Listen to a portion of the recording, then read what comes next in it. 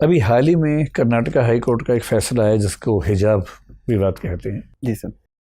मुझे थोड़ा सा समझाइए कि क्या हम ये कह सकते हैं कि ऐसे फैसले हमारी अब तक की जो धर्मनिरपेक्ष छवि है उस पर हमला है या उसी का लॉजिकल एक्सटेंशन है?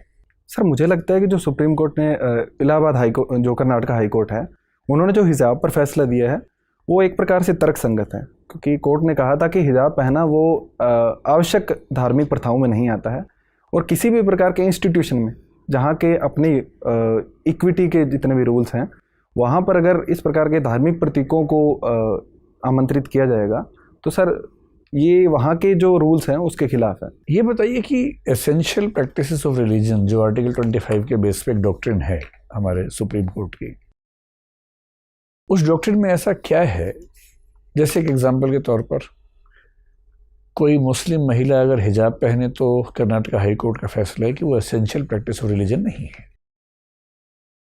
सिख समाज की जो पगड़ी है वो एसेंशियल प्रैक्टिस ऑफ रिलीजन है। ऐसे कौन से पैरामीटर्स हैं जिसके बेस पर अलग अलग धर्मों के लिए ये फैसले हम करते हैं? वो पैरामीटर्स, मतलब मेरी व्यक्तिगत राय है कि पैरामीटर्स बहुत ठोस हैं, लेकिन मैं आपसे सुनना चाह रहा हूँ, समझना चाह रहा हूँ कि वो क्या पैरामीटर्स हैं जिनसे फैसले होते हैं। सर 1955 के आसपास एक विवाद में न्यायालय ने कहा था कि वो जो आवश्यक धार्मिक प्रथाएं उनको निर्धारित करेगा। तो सर जो मुख्य धर्म में कोर बातें लिखी गई है उनके बेस पर शायद आवश्यक जो धार्मिक प्रथाएं उनको निर्धारित किया जाता होगा। जो सिख धर्म है उसमें 5 जो ककार हैं उनके धर्म पर जो पगड़ी है वो केशों को बांधने के लिए आवश्यक समझी जाती है, इस वजह से वहाँ पर अलाउ किया गया।